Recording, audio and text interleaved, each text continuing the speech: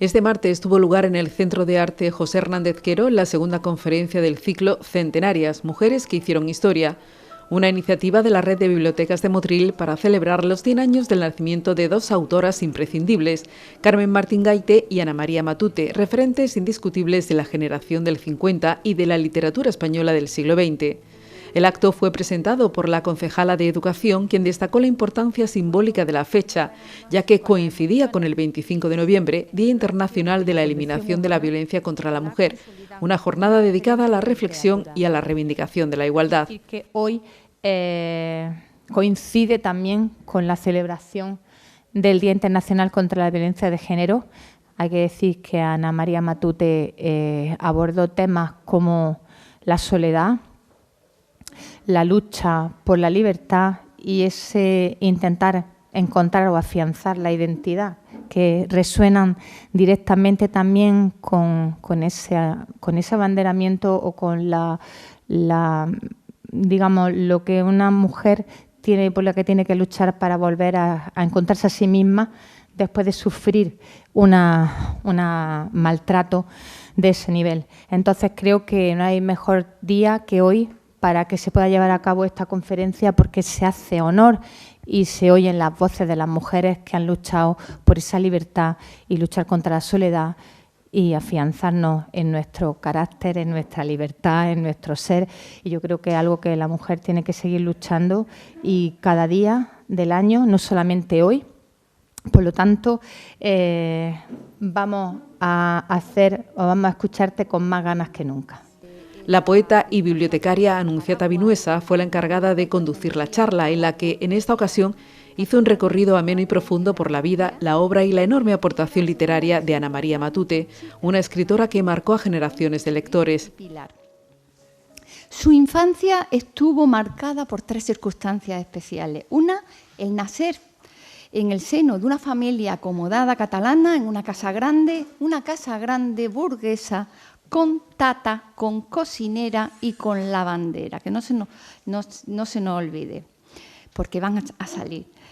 Ella decía que nunca encajaba ahí en esa casa, que no se sentía a gusto tampoco en el colegio donde fue, el de las damas negras, que no entendía a los adultos, que ella lo que hacía era que se iba al servicio, a esa parte de atrás de las casas, como hablamos el mes pasado, de esos cuartos de atrás de Carmen Martín Gaite. Ella también se iba, Ana María, a esa parte de atrás, se iba con el servicio y se metía debajo de la mesa a oír las conversaciones de la cocinera Isabel y de su tata Anastasia.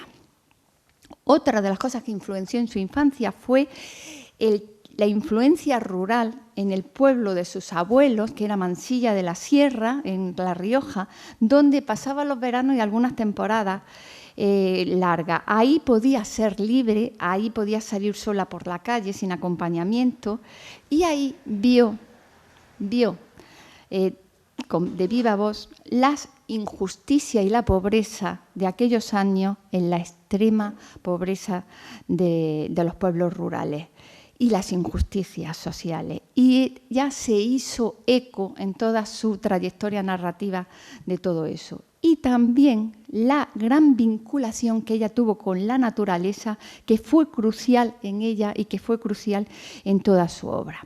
Otra de las circunstancias que fueron importantes en su trayectoria vital, para su trayectoria narrativa, fue la Guerra Civil.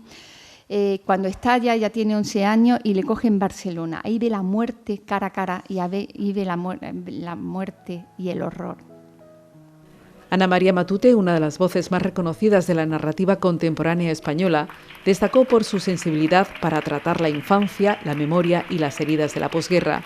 Su obra, profundamente humana, combina realismo y elementos simbólicos y se caracteriza por un lenguaje poético y una mirada compasiva hacia personajes marginados o vulnerables. Ella escribía sobre los débiles, sobre los pobres, sobre los indefensos, sobre los desvalidos, que lo había conocido en Mansilla, ¿no?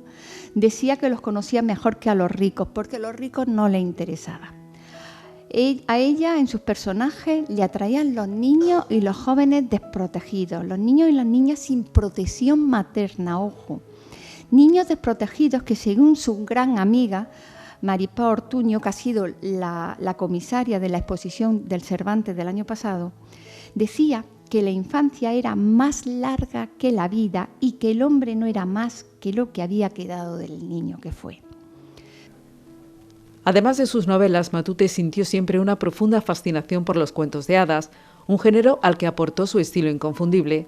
Para ella, estos relatos era una forma de conectar con la imaginación más pura, de explorar miedos, deseos y aprendizajes universales. En obras como Los niños tontos, El árbol de oro o sus recopilaciones de cuentos fantásticos, supo mezclar la inocencia de lo infantil con toques de melancolía y crudeza, mostrando que los cuentos no son solo para niños, sino una vía poderosa para reflexionar sobre la vida y la condición humana. Su aproximación al cuento de hadas renovó el género dentro de la literatura española, dotándolo de profundidad, simbolismo y una mirada muy personal. Los cuentos de hadas fue una de sus grandes categorías en su modo de escribir. Y ella argumentaba siempre que los cuentos de hadas fue su gran entrada a la literatura. Ella sentía auténtica fascinación por los cuentos de hadas, como bien nos lo argumenta uno de sus estudiosos, Antonio Ayuso, y dice que mucho tenían que ver con sus tatas, con Isabel la cocinera y con Anastasia. Ella decía: yo empecé a leer y empecé a conocer la literatura a través de los cuentos de hadas, pues hay un mundo mágico ahí, que luego se va transformando. No me ha abandonado nunca, no lo he perdido. Los cuentos contados por sus tatas y posteriormente leídos, donde se incluían los clásicos como Perrault, como Andersen y como Grimm, esos fueron su llave de identificación que le ayudaría a ser una gran creadora. Y son mucho el reflejo de este género en toda su trayectoria literaria posterior. En algunas de sus obras encontramos una influencia directa o indirecta, y ya no solo como escritora de niños, por lo que fue finalista en el año 1970 del premio Hans Christian Andersen, que es el Nobel de literatura infantil. Entre sus títulos más emblemáticos se encuentran Los hijos muertos, Primera memoria, Olvidado rey Gudú o La torre vigía, obras que consolidaron su prestigio tanto en España como a nivel internacional. Y ahí tenemos ese Olvidado rey Gudú, publicado en 1996, donde se narra ese nacimiento y la expansión del reino de Olar, que decía que era su libro favorito y que aportaba una ambientación medieval con elementos de fantasía, libros de caballería y cuentos de hadas, toda esa mezcla que son muchos personajes, una novela coral. Esta novela fue publicada tras un largo periodo de inactividad, que ahora hablaremos de eso, y considerada por muchos críticos como una obra clave en la literatura del siglo XX. Es una novela de una saga familiar.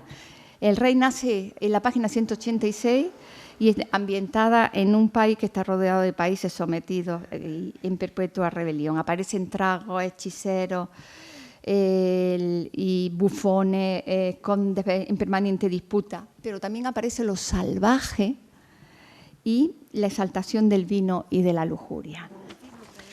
Ella escribió obras de ficción donde presentaba esa como intertextualidad, ¿no?, con los cuentos de hadas y con su mundo, y aquí es donde podemos ubicar esas novelas que acabo de comentar ambientadas en la Edad Media. Aquí tenemos La torre vigía, Olvidado rey Gudú y Aram-Manot, que el arquetipo de la novela de fantasía. También tuvo una obra formada por recreaciones de los cuentos de hadas tradicionales, y esto es muy interesante porque escribió, publicó en 1996 El verdadero final de la Bella Durmiente y fue premio Ciudad de Barcelona en el 96.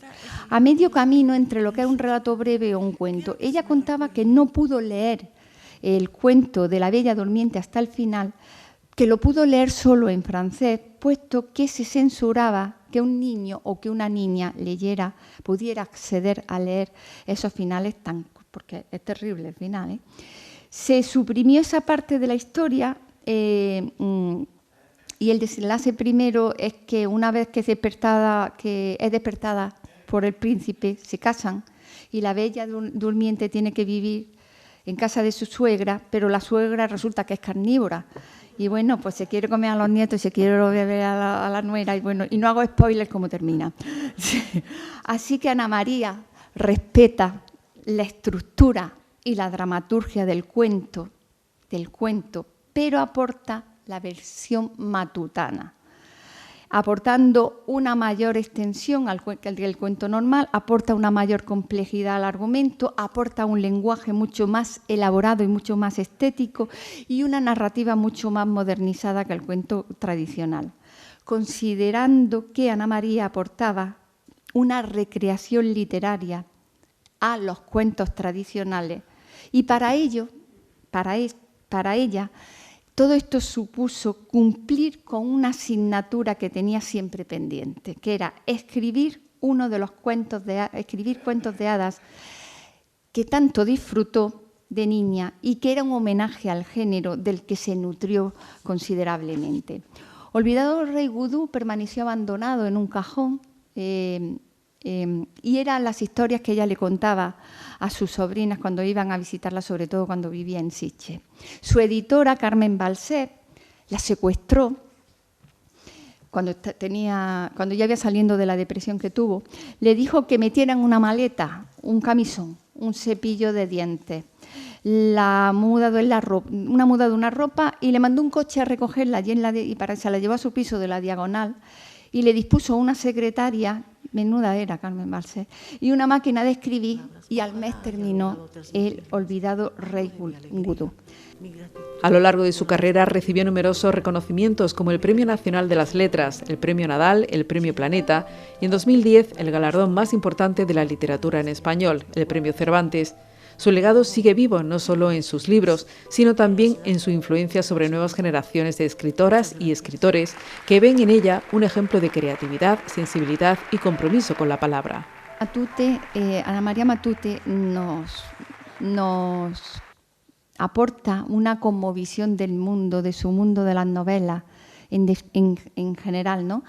Lo que trata de la guerra civil, de la posguerra, el cainismo, de ahí Abel, el cainismo es las relaciones perversas entre los hermanos, esos mundos encontrados y diametralmente opuestos entre las familias.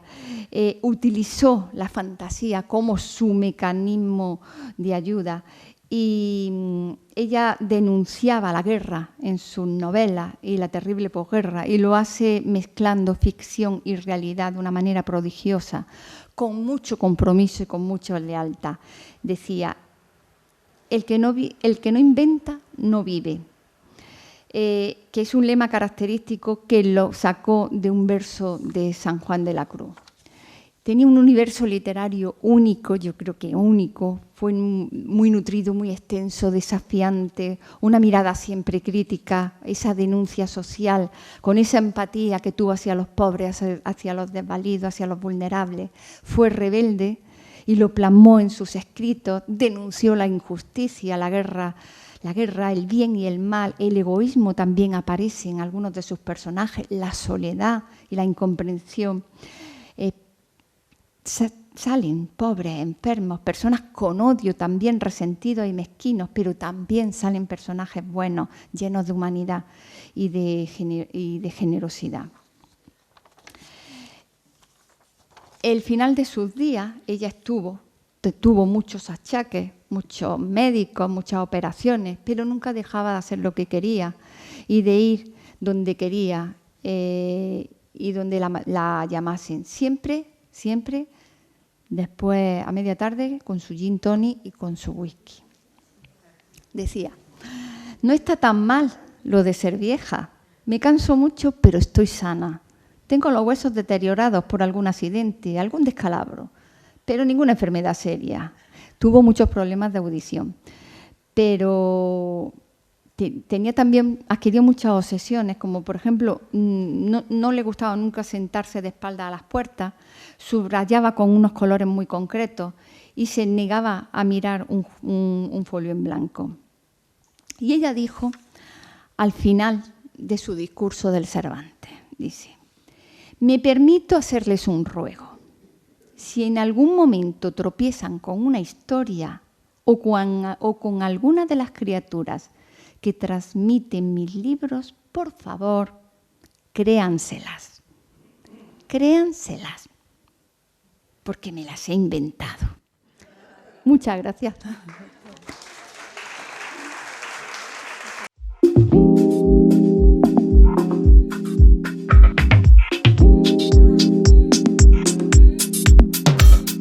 El próximo 28 de noviembre, el Teatro Calderón recibirá el espectáculo familiar de clown poético de la compañía Piero Partigianoni, una propuesta visual sin texto que mezcla humor, lirismo y superación personal. El concejal de Cultura del Ayuntamiento de Motril, Miguel Ángel Muñoz, presentaba esta obra, Chances, segundas oportunidades, resaltando que es un espectáculo que combina el humor gestual del clown con un lenguaje visual cargado de lirismo y emoción, donde el gesto sustituye a la palabra para conectar directamente con el público. Es un espectáculo recomendable absolutamente, un espectáculo no hablado, es de clown, es de un clown, de un payaso que se llama Pícaro, de nariz roja, y que habla, es una oda a las segundas oportunidades. Chances cuenta la historia de Pícaro, un soñador de nariz roja que anhela volar y descubrir lo desconocido. Sin embargo, cada intento se ve frustrado por una voz que le recuerda que caminar es más seguro que arriesgarse a volar. La vida, no obstante, siempre da segundas oportunidades y Pícaro encontrará la suya en un viaje lleno de humor, ternura y desafíos. El espectáculo de 50 minutos de duración combina clown, circo, teatro gestual y manipulación de objetos, creando un universo visual inspirado en el mito de Ícaro, donde la superación personal y la valentía para perseguir sueños son protagonistas. Es una historia de superación, una historia de superar miedos, de superar fracasos, que creo que es una palabra que está muy mal explicada en la sociedad occidental, porque el fracaso parece que es como que hay que encerrarse en una habitación a llorar, cuando el fracaso es aprendizaje, el fracaso es evolución, al ajedrez se aprende perdiendo. Creo que uno de los mayores problemas que tiene la generación joven de hoy, igual la nuestra también, más que la de nuestros padres, cada generación estamos más acostumbrados a tenerlo todo, es la poca tolerancia al fracaso. Los chavales, en cuanto algo fracasa, lo dejan, lo dan por perdido y no tienen ese empuje de, bueno, ¿y por qué no lo intento de otra manera o me esfuerzo un poco más? Entonces existe una bajísima tolerancia al fracaso y esta obra va de eso, va del espíritu de superar fracaso. Hay aunque no sea directamente, pero hay una especie de un guiño al mito de Ícaro, ¿no?, que quería desplegar las alas para llegar hasta el sol, y es pues esas locuras que se le ocurre al ser humano, en este caso a través de un cuento, de una leyenda, ¿no? La función tendrá lugar el viernes 28 de noviembre a las 8 de la tarde en el Teatro Calderón de la Barca. Las entradas tendrán un coste de 9 euros en patio de butacas y plateas y 6 euros en palcos y paraíso. Se podrán adquirir online en www.giglon.com a partir de este jueves 20 de noviembre o de manera presencial en la taquilla del Teatro Calderón, abierta cada jueves de 10 de la mañana a 1 de la tarde.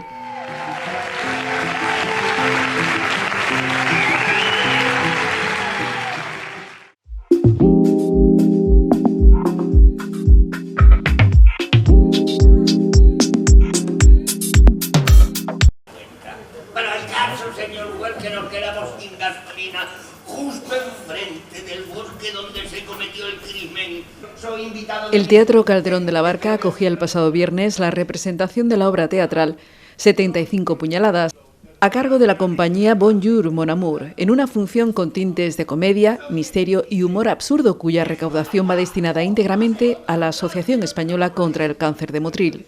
En la asociación estamos pues para ayudar a pacientes y familiares, decir que todo es gratuito, tenemos un teléfono a disposición de cualquier enfermo, cualquier familia de algo que necesite, préstamos de peluca, material ortopédico, fisioterapia, que es el 900-100-036, ese número está las 24 horas del día que lo van a atender gente cualificada y por ahí es más rápido para pedir una cita pues con la psicóloga, con lo que necesite, o para pisos, para lo que sea, se lo van a gestionar más rápido que incluso viniendo a la sede.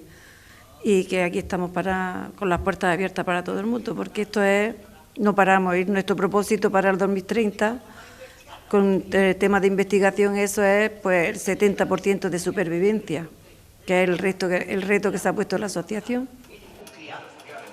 Supuse que no había nadie, algo muy extraño. No tanto, señores, la conclusión obvia si la casa está vacía. No, me refiero al hecho de que no me esperaran. Me temo que yo debo disculparme por ello. La señora me pidió que lo recibiera. ¿Y usted no pudo recordar un nombre como el mío? Mrs. Dutton se pondrá furiosísima cuando se entere. La señora tampoco recordaba su nombre. Me dejó una nota describiéndolo. 75 puñaladas construye su trama como un clásico misterio de cuarto cerrado, un cadáver, varios sospechosos y ninguna pista sobre cómo se ha cometido el crimen. Sobre ese esquema, el audaz detective John Kenneth, con sus métodos peculiares y extravagantes, y su inseparable mayordomo tratan de desenmarañar el misterio. Mis orejas no son tan grandes. ¿Y por qué me dibujó con un mono? Señor, me temo que el de las orejas grandes soy yo. Usted es el que parece un mono. No puede ser, tiene que haber un error. No lo creo, señor. Winslow. Señor Winslow, la descripción es bastante precisa. 75 puñaladas es una pieza teatral ampliamente reconocida. Ha sido premiada como mejor espectáculo y mejor comedia, y sus intérpretes también han obtenido reconocimientos. En concreto, los actores Pedro Segura en el papel de detective y Manuel Llamas como mayordomo forman el núcleo del reparto de esta obra. Cuando la vea, le voy a escupir en la cara lo que pienso de ella. Maleducado y grosero, no cabe duda, es usted. ¡Maldita bruja! Creo que no debí mostrarle esta nota. Oh, caramba, aquí lo dice. Bajo ningún concepto debe mostrarle esta nota. Demasiado tarde. Esto es insultante.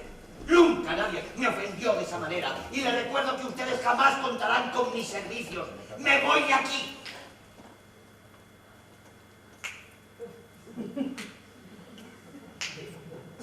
Mire bien este rostro, mírelo bien, porque no volverá a verlo en su vida. ¡Me voy! ¡Adiós! ¡Vamos! Aunque esté lloviendo y esté lloviendo, porque está lloviendo, he visto que me voy. Menudo orgullo que tengo si digo que me tengo que ir. Porque vamos, lo he dicho. Y como lo he dicho, y yo tengo, aunque está lloviendo, la carretera está como está, pero yo he dicho que me iba, ¿no? Me voy.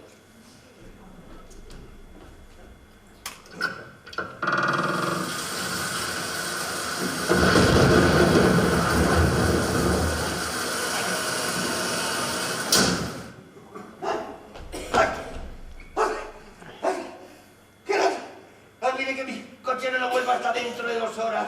Además, está cayendo la de San Quintín, hijo, ahí fuera. ¿El señor preferiría esperar aquí y tomar algo de té? Sí, pero le recuerdo que aún sigo furioso. Ay, lo que la casa esta no me va. Ay. Ay.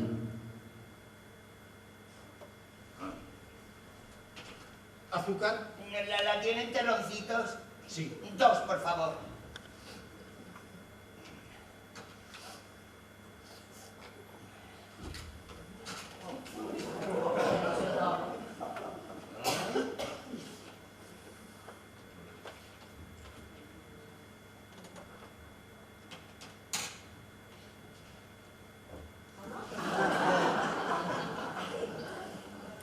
Con respecto al homicidio... Ya le he dicho que no pienso colaborar, ya lo menos. Pero no le importará que simplemente hable del crimen. A mí, hable. Bien, esa noche el señor vino y se encerró bajo llave en su estudio, si es que así se le puede llamar, como todos los jueves por la noche. Entre nosotros, sinceramente, no entiendo el afecto que sentía Mr. Stapleton por este lugar tan rústico. Un invernadero alejado de las comodidades de la residencia, transformado en precario estudio y escondido en la mitad del bosque. Me parece escalofriante. La única virtud que posee es la de ser el escenario ideal para un crimen.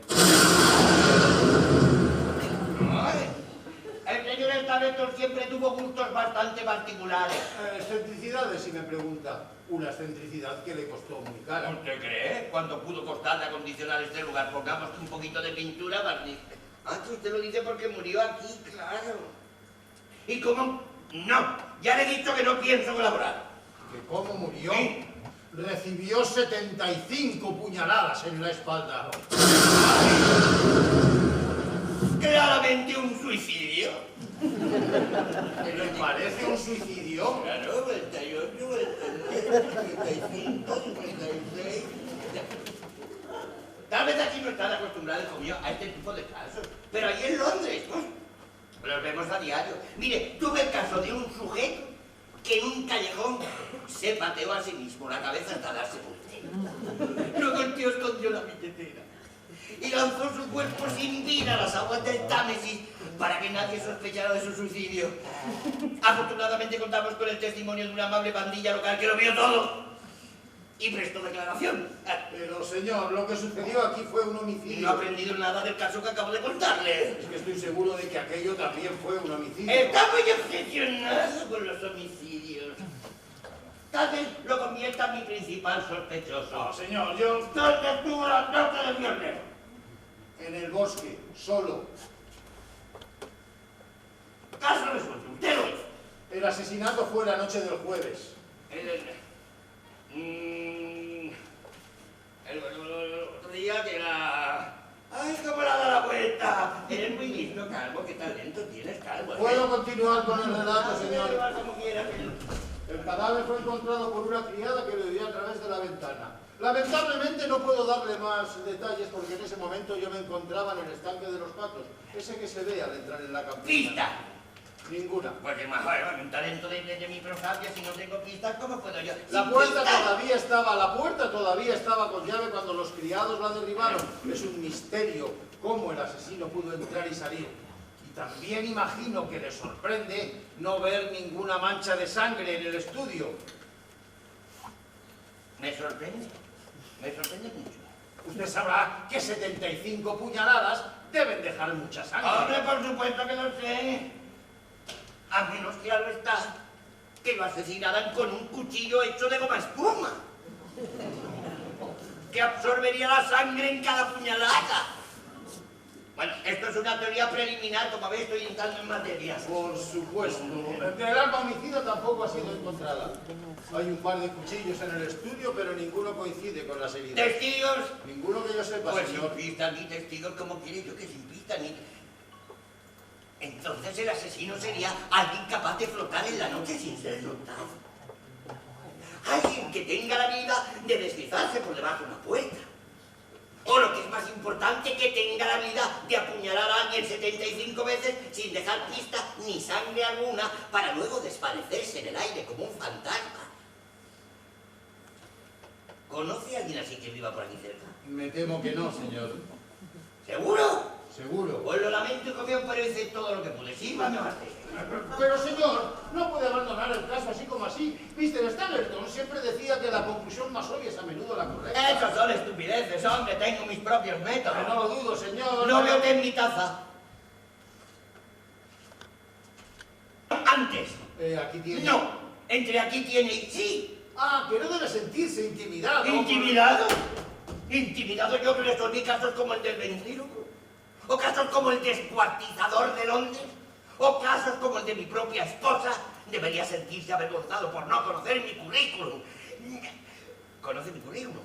No. ¿No lo conoce? No. ¿No conoce mi currículum? No. No lo conoce.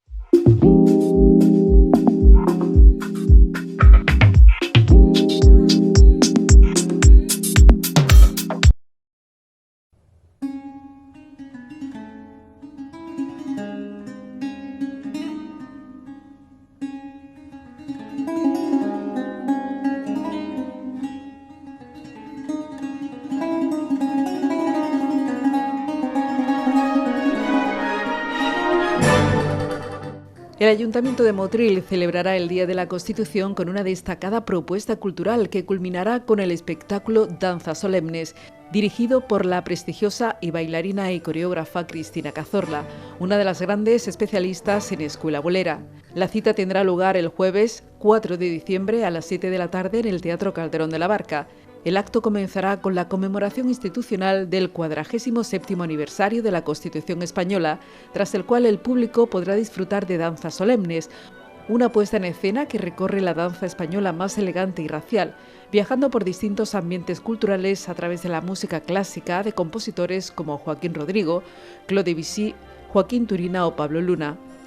La actuación de Cristina Cazorla se presenta como el gran atractivo de la jornada, ofreciendo una simbiosis única entre tradición, sensibilidad y riqueza artística que acerca al espectador a la esencia de la danza española. Las invitaciones son gratuitas hasta agotar existencias y podrá retirarse a partir del jueves 27 de noviembre a las 10 de la mañana, tanto en la web giglón.com como en las taquillas del Teatro Calderón, abiertas los jueves de 10 de la mañana a 1 de la tarde.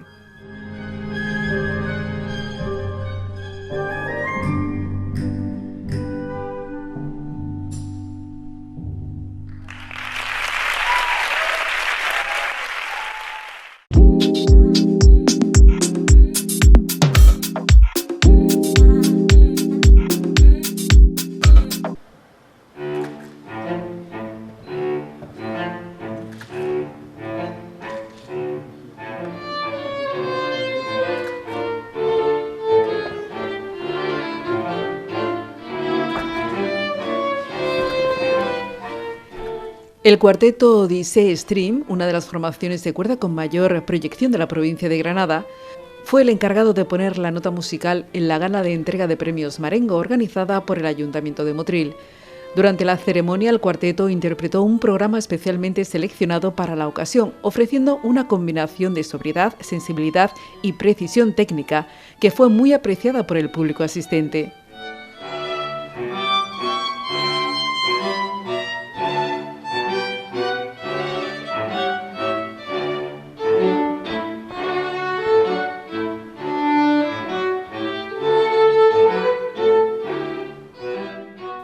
Este cuarteto está integrado por jóvenes músicos con una sólida formación académica y experiencia en distintas agrupaciones camerísticas. En los últimos años, la formación ha participado en conciertos, eventos culturales y ciclos de música de cámara en distintos puntos de la provincia, consolidando una trayectoria ascendente y un estilo interpretativo caracterizado por la cohesión, el equilibrio sonoro y la expresividad.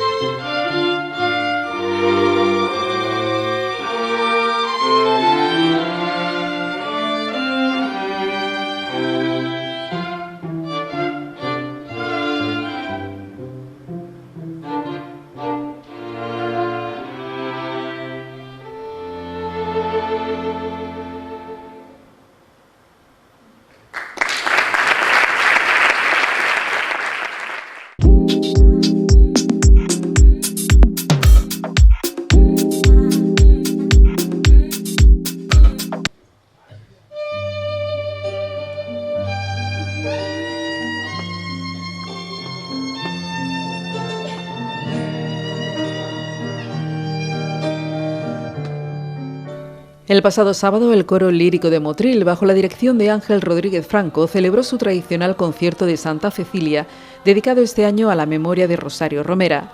La actuación, que tuvo lugar en el Liceo Artístico de Aguaviva, contó con la colaboración de Cecilia Pacheco al piano, Diego Domínguez a la guitarra y María Mingorancia al violín, enriqueciendo el programa con una cuidada selección musical.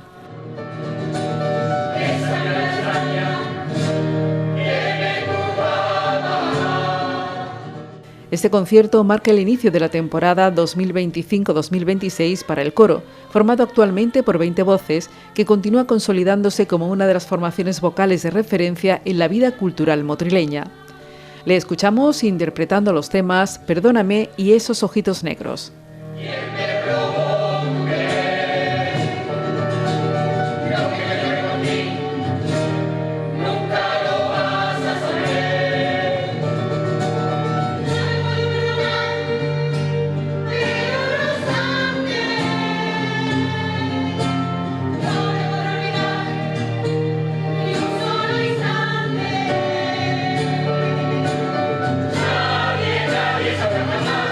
Cuánto te quise.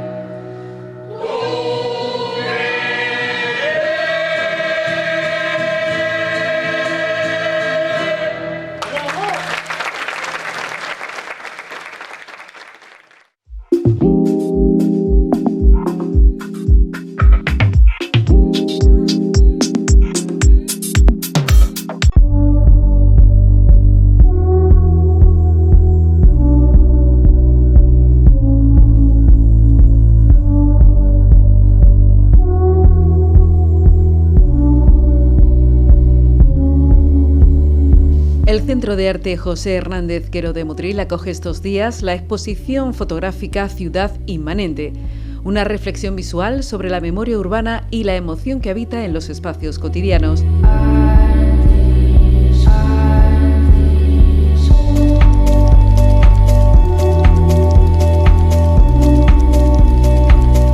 El colectivo fotográfico Objetivo Imperfecto, que nace en el seno de la Escuela de Arte de Motril, integrado por Beatriz Chica, Carlos Verbo, María Jodar y Encarni Díaz, presenta esta muestra comisariada por el artista Matthews Photography. A través de sus obras, los autores proponen un recorrido por la ciudad entendida no solo como un espacio físico, sino también como un territorio interior.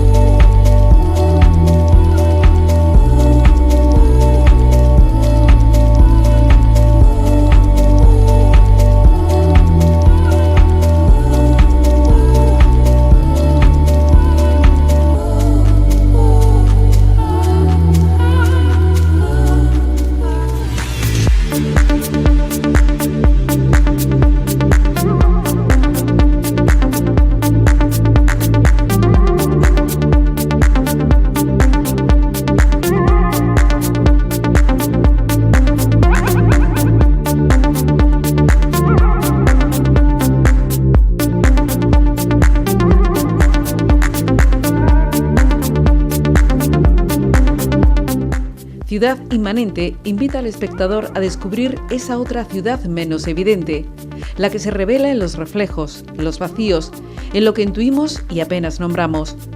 Una ciudad que no solo se transita, sino que también se siente.